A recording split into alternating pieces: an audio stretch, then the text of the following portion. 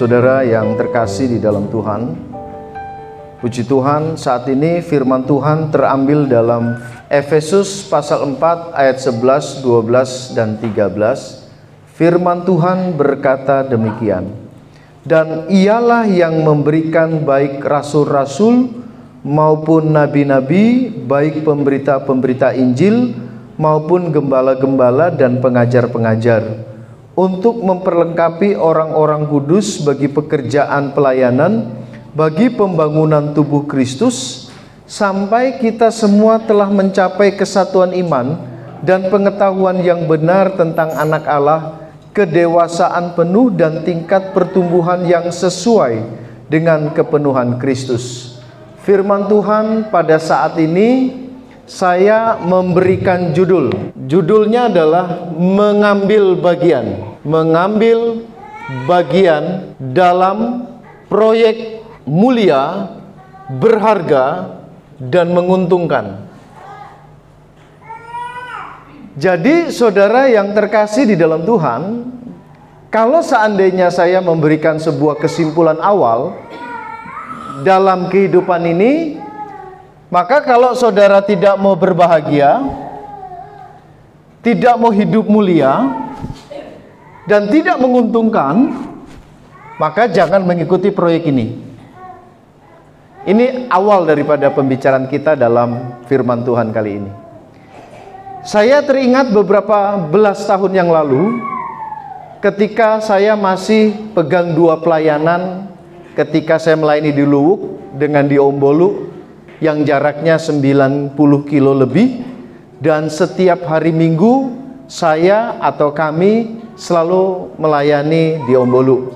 Jadi biasanya setelah ibadah Minggu siang seperti ini, selesai ibadah sorenya kami ke Ombolu melayani. Saudara, satu saat kami punya kerinduan yang besar bahwa kami membangun gedung gereja untuk tempat ibadah. Dan akhirnya puji Tuhan, kami dapat membangun gedung gereja yang sangat sederhana. Sebuah gedung gereja yang terbuat dari kayu, dindingnya terbuat dari papan.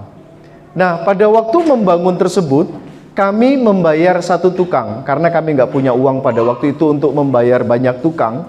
Satu tukang kemudian dia mengerjakan di bawah. Setelah kita sepakat harganya berapa, membangun di bawah, semuanya di setel di bawah, sampai pada akhirnya semua kebutuhan bangunan sudah selesai, tinggal mau mendirikan. Nah, budaya pada waktu itu ketika mau mendirikan, maka semua jemaat berkumpul, kemudian kami masak nasi kuning, dan kemudian kerja bakti. Pada akhirnya ditetapkanlah hari, dan kemudian kami membangun kerjasama, kerja bakti, mendirikan gereja itu yang terbuat dari papan.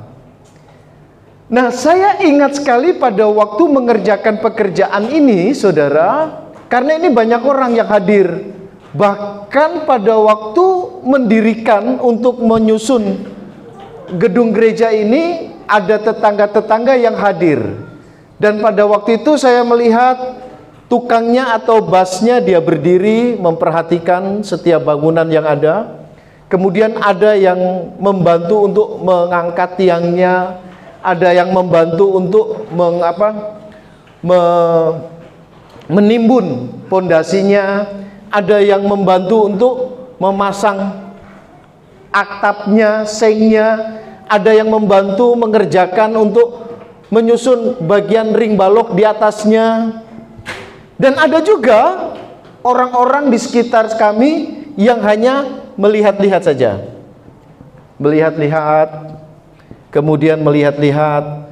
Dan ada juga yang kemudian mengomando, berteriak-teriak ke sini. Pada waktu mau membangun bangunan ini. Jadi ada berbagai macam karakter, ada berbagai macam sifat untuk membangun sebuah pekerjaan yang mulia, terhormat dan membahagiakan. Karena setelah gereja ini terbangun, kami bangga sekali walaupun bangunan itu sangat sederhana, terbuat dari papan yang sangat murah, karena nggak cukup uangnya pada waktu itu. Saudara, Ini adalah sebuah proyek mulia yang penuh dengan kebahagiaan dan pasti banyak keuntungannya, karena akan ada orang-orang yang kemudian beribadah memuji Tuhan dan memuliakan nama Tuhan di sini. Kalau seandainya ini adalah pekerjaan Tuhan yang Tuhan percayakan bagi gereja kita, yang Tuhan berikan kepada gereja kita, kira-kira seandainya ini kira-kira posisi saudara di mana? Kira-kira posisi saudara ini di mana? Ada juga saudara yang pada waktu membangun gedung gereja ini, ada juga yang jauh, kemudian dialah yang memberikan dananya untuk pembangunan ini. Ya, dia tidak pernah hadir, tapi dia memberikan dana untuk pembangunan ini. Saya ingat ada yang sumbang seng, ada yang sumbang belikan papan dan sebagainya. Nah, kalau seandainya ini adalah proyek Tuhan yang mulia, yang Tuhan percayakan kepada kita hari ini, kira-kira posisi kita di dalam pekerjaan Tuhan yang Tuhan percayakan bagi gereja kita, kira-kira posisi saudara di mana? Apakah yang melihat, yang turut serta sebagai pemimpin, yang membangun bagian atasnya atau ring baloknya, atau yang seperti apa? Oke, saudara, di dalam Filipi pasal 4 ayat 11 dan 12 yang kita baca bersama saat ini, saya mau mengatakan, saya mau menyampaikan, perhatikan baik saudara-saudara, perhatikan baik-baik.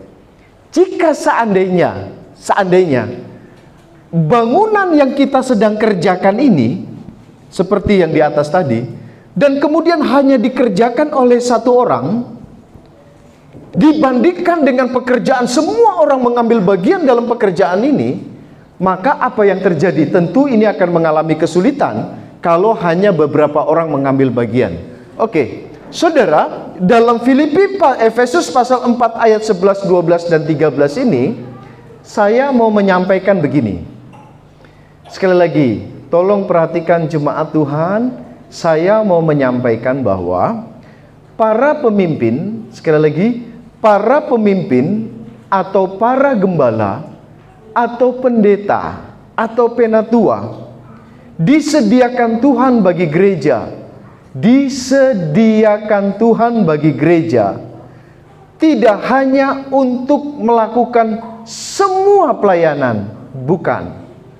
Jadi kalau ada pemimpin di dalam gereja atau para penatua yang mengambil bagian dalam pelayanan, mereka ini adalah para pemimpin yang bukan disediakan oleh Tuhan untuk melakukan semua proyek ini. Bukan. Itu salah. Di dalam pelayanan, kalau semuanya dikerjakan oleh pendeta, dikerjakan oleh para majelis, itu adalah sebuah kesalahan. Karena Tuhan menyediakan para pemimpin untuk memperlengkapi jemaat Tuhan bagi pekerjaan pelayanan.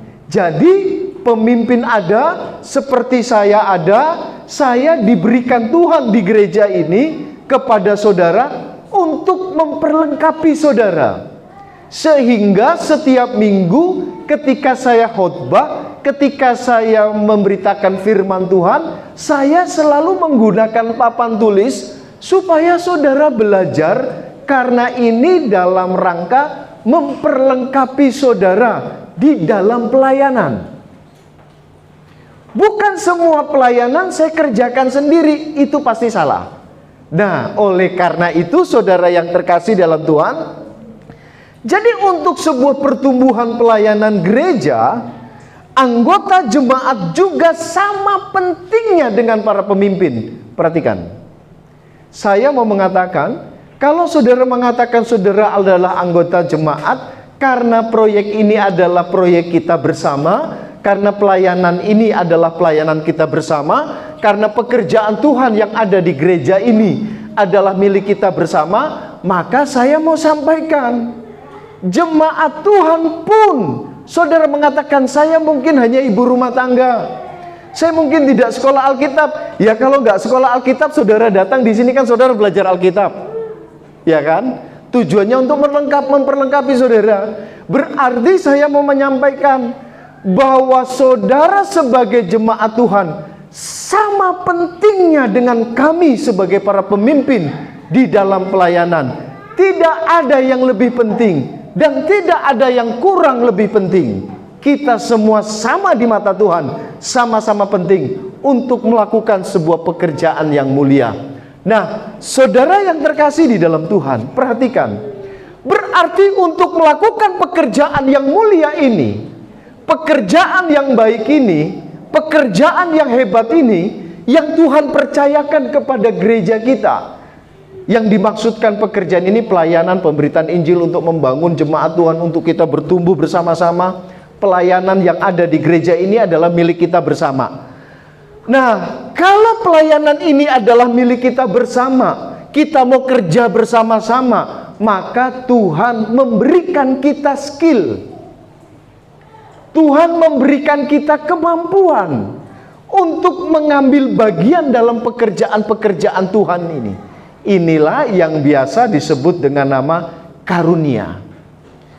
Jadi setiap anak Tuhan yang ada di dalam gereja, yang ikut ibadah, yang menjadi bagian di dalam pelayanan, kita semua, setiap kita diberikan karunia. Apa itu karunia? Karunia selalu saya ulang-ulang.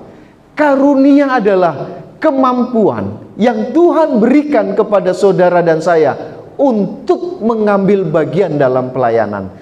Jadi saya mau mengatakan, tidak ada seorang pun anak Tuhan di dalam ruangan ini yang tidak diberikan karunia. Mungkin karunia kita berbeda-beda. Kalau saudara tanya sama saya, ada anak Tuhan yang mungkin cuma punya 1 karunia.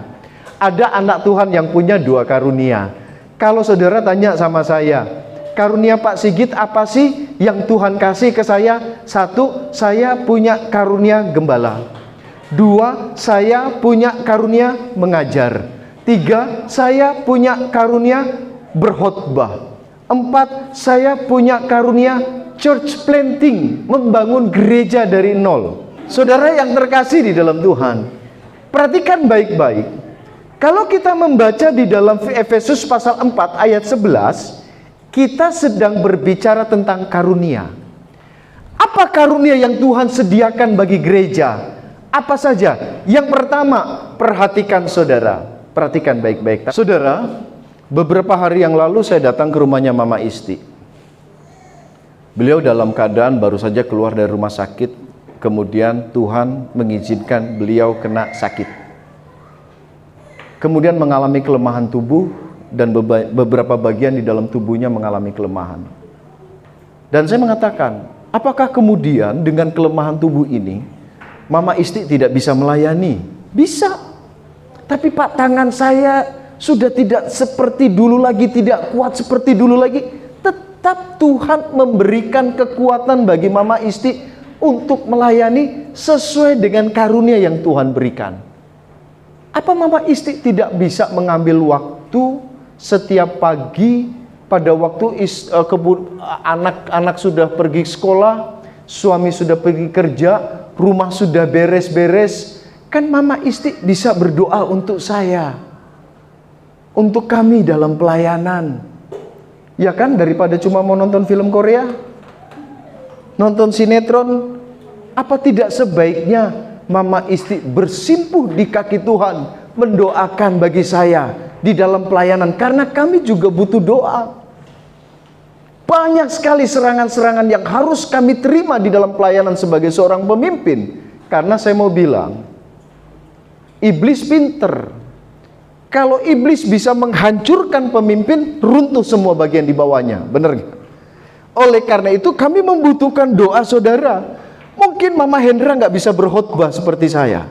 Ya kalau Mama Hendra nggak bisa berkhotbah seperti saya, nggak bisa menjadi gembala seperti saya, minimal Mama Hendra bisa berdoa bagi saya. Amin.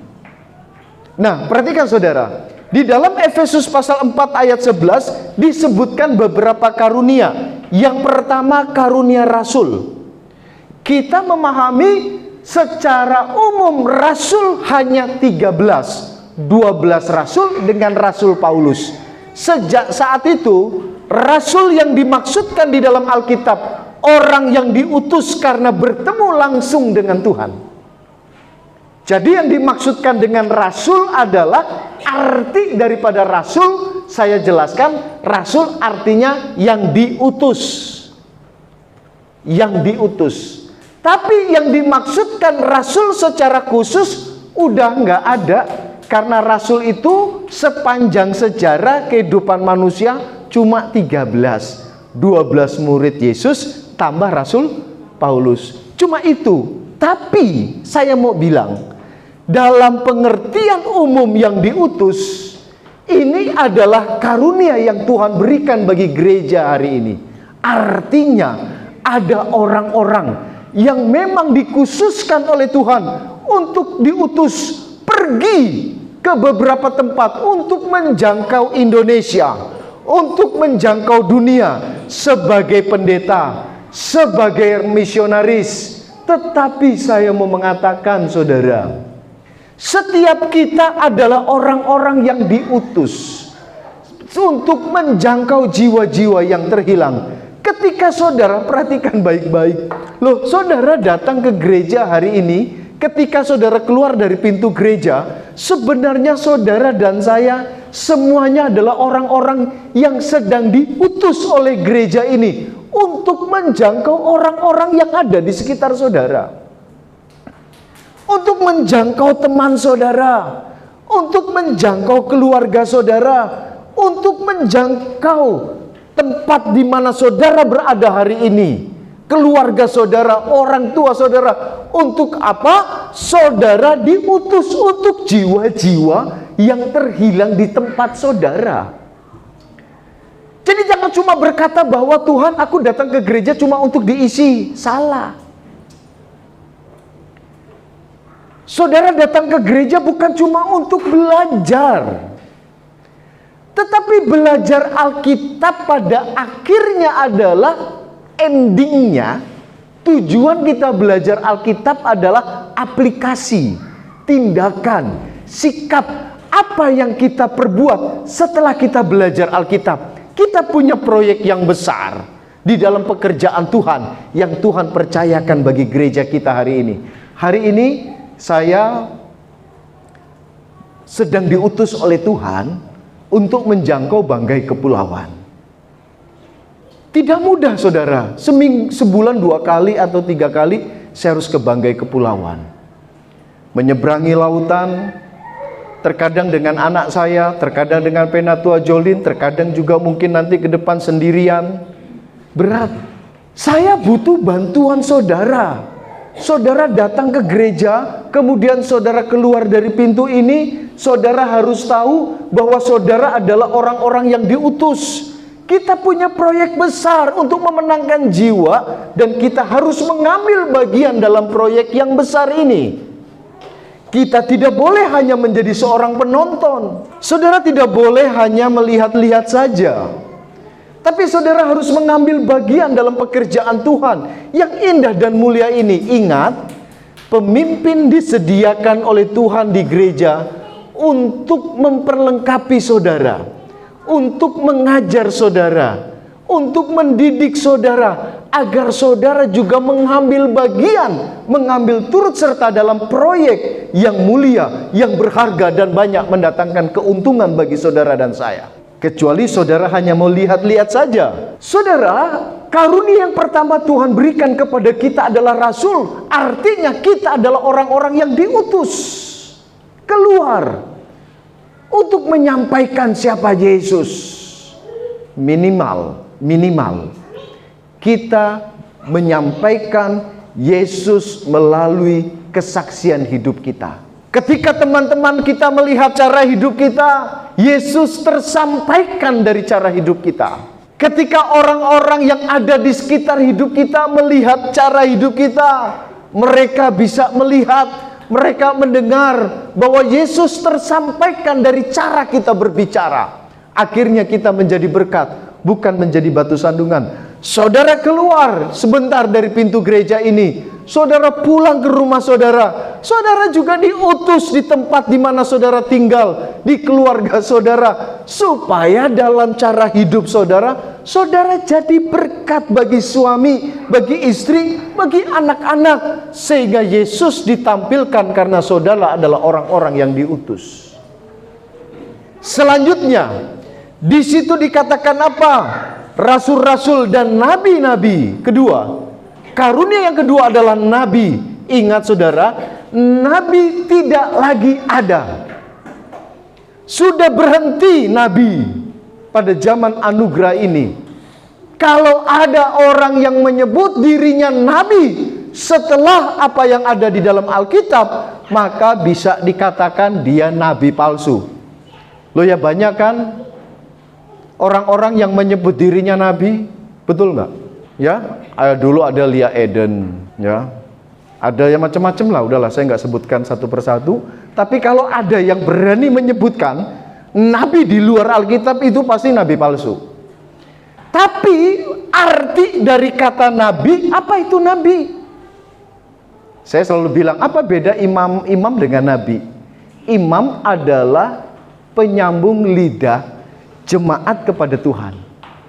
Jadi di bait Allah dulu, kalau tugasnya imam ya, tugas imam adalah penyambung lidah dari jemaat sampaikan ke imam, imam menyampaikan kepada Tuhan. Sehingga hari ini dikatakan Yesus adalah imam besar yang agung, karena sampai hari ini Yesus terus menjadi perantara doa kita. Apa itu nabi?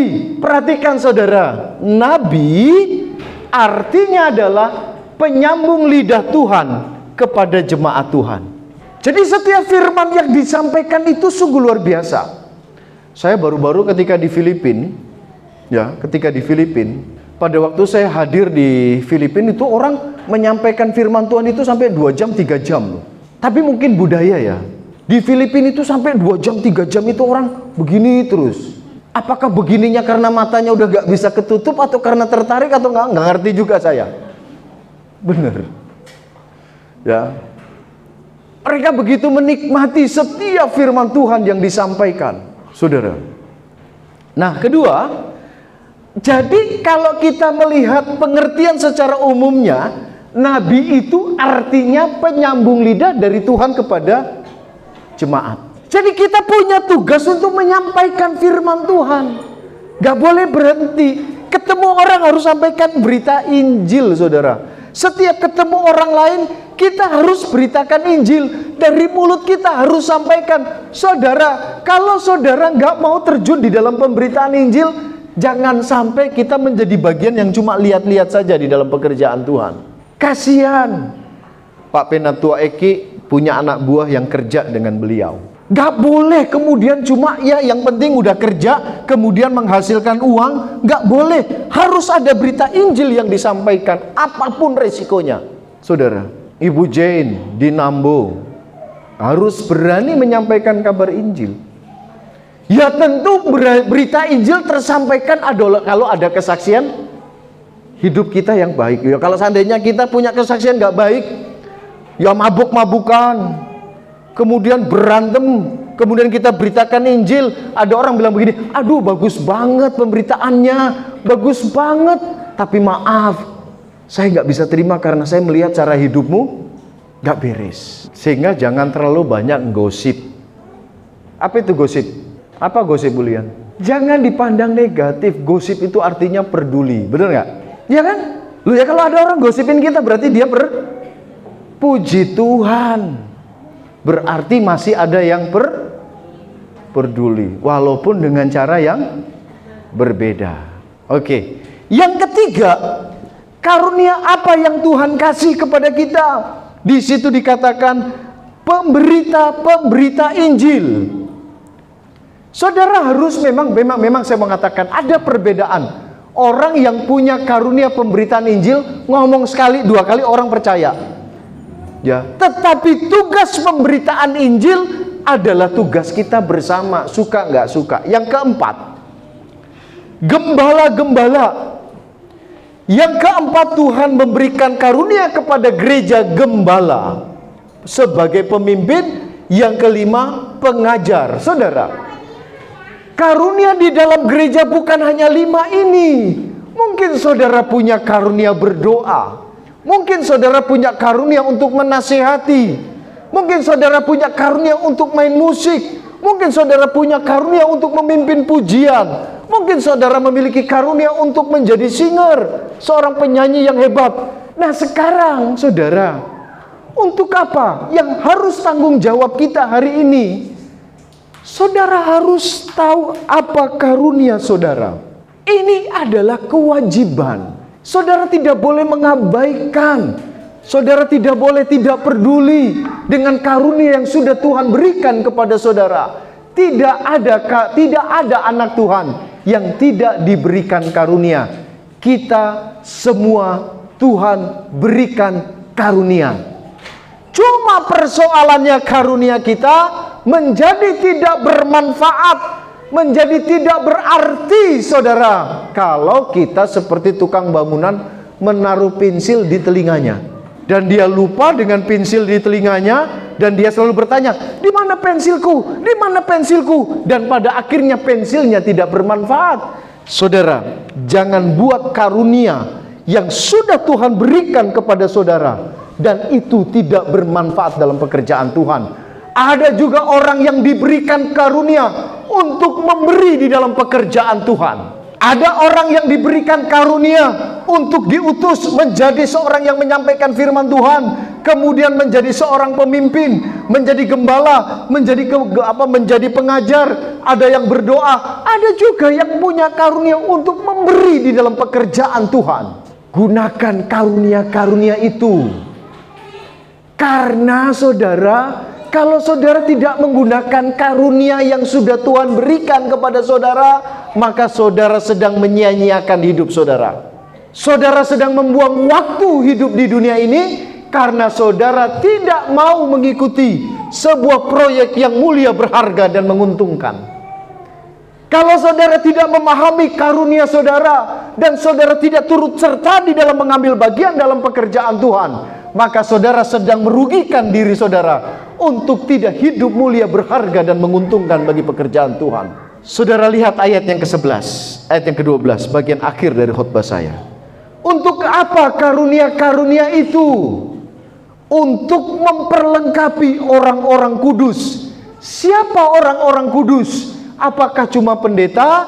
Apakah cuma para penatua? Enggak. Semua orang percaya yang ada di dalam gereja ini, yang ada di dalam ruangan ini, semua orang-orang percaya Yesus adalah orang-orang kudus yang diperlengkapi bagi pekerjaan pelayanan untuk pembangunan tubuh Kristus. Siapapun saudara, apapun pekerjaannya, hari ini yang saya mau tanyakan adalah, di mana posisi saudara hari ini dalam bangunan ini, dalam pekerjaan ini? Jangan hanya melihat-lihat saja. Pahami karunia saudara, kemudian ambil bagian dalam pelayanan itu. Tidak usah heran, ini namanya kuasa Roh Kudus. Tahu-tahu musik hidup sendiri. Saudara yang terkasih dalam Tuhan, gak apa-apa. Dulu waktu saya datang gak ada anak kecil. Hari ini setelah gereja kita mulai banyak orangnya, banyak anak kecil. Ya, tapi ingat, gereja tidak boleh hanya bertumbuh karena dari anak-anak jadi besar. Harus karena memenangkan jiwa-jiwa. Amin. Ambil bagian dalam pekerjaan Tuhan, pahami karunia saudara, ambil pekerjaan dalam pelayanan, Tuhan akan memberkati saudara. Amin.